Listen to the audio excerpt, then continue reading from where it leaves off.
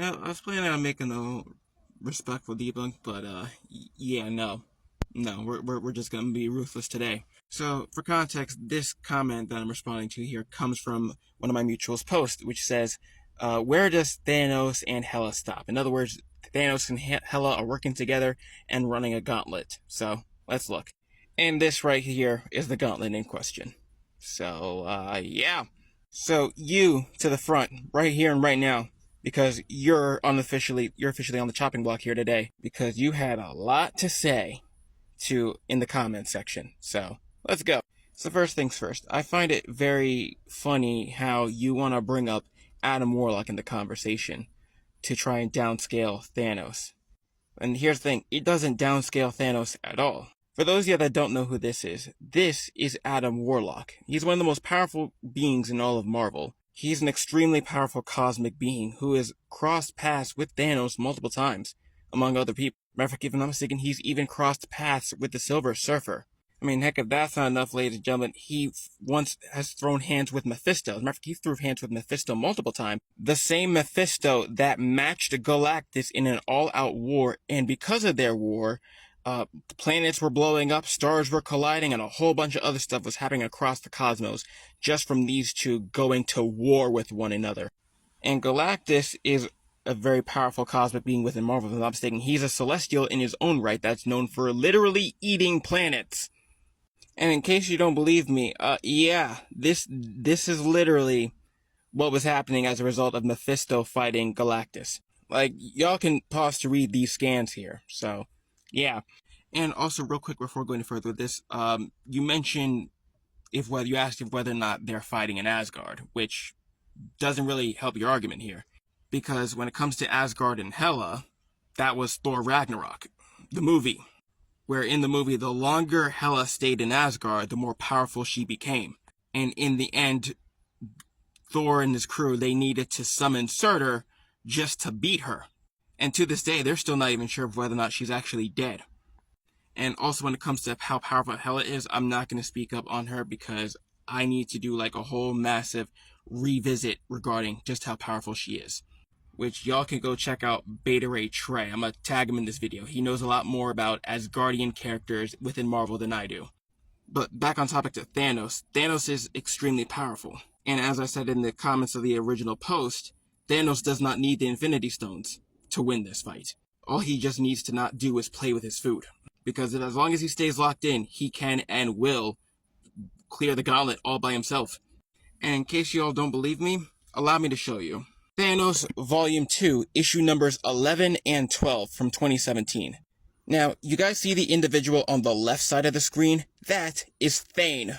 Or Thon. I apologize if I butchered the pronunciation of the dude's name. Long story short, that dude is Thanos' biological son. And he's an Inhuman, an extremely powerful Inhuman. So powerful that he had to wear a special suit just to even have control over his Inhuman ability, which I do not remember off the top of my head what it is.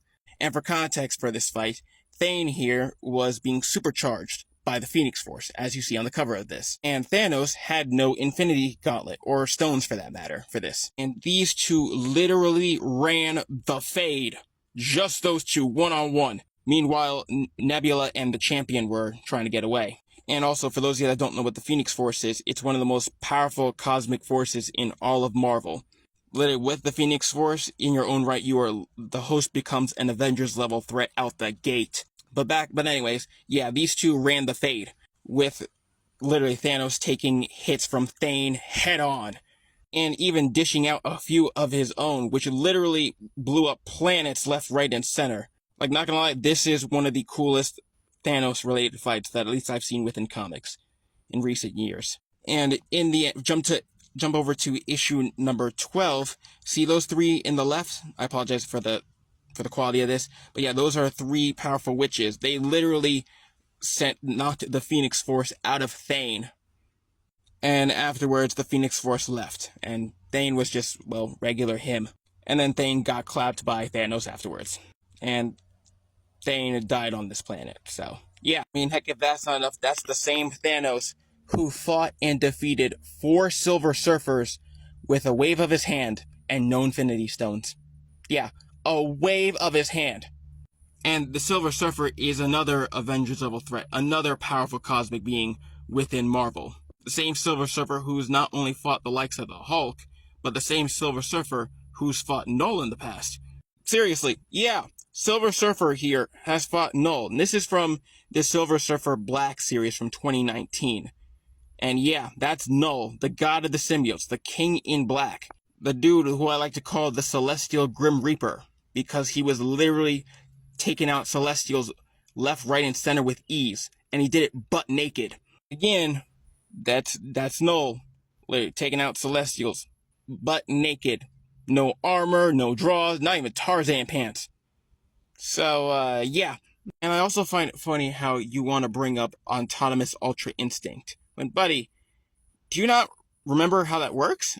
Like, Autonomous Ultra Instinct, in a nutshell, is the Super Saiyan ability to fight without conscious thought. Yeah, it gives the Saiyans a huge boost in power, but, again, fighting without conscious thought. That's what Autonomous Ultra Instinct mainly does. And the ability to fight without conscious thought is something a fair amount of characters within not just Marvel, but also DC already have. And they've had that ability for years. Like, I could go on, but I think I've already made my point here. So again, thank you for showing us all you don't actually read Thanos comics. You know what the crazy thing is? You have access to the Marvel Unlimited app. Yeah, this is from your page. The second video that's pinned at the top of your page. And you want to say, and I quote, "It smells like bitch up in here." Well, maybe, just maybe, that stank is actually coming from you. And only you. Because again, you practically had access to a whole cheat sheet. And a half. A good 2.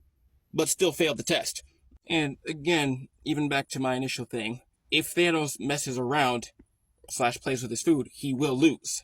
Which he's done that in the past, and that's a good chunk of reason why he's lost a good chunk of the time. He's lost to characters like Lockjaw, who beat him by battlefield removal.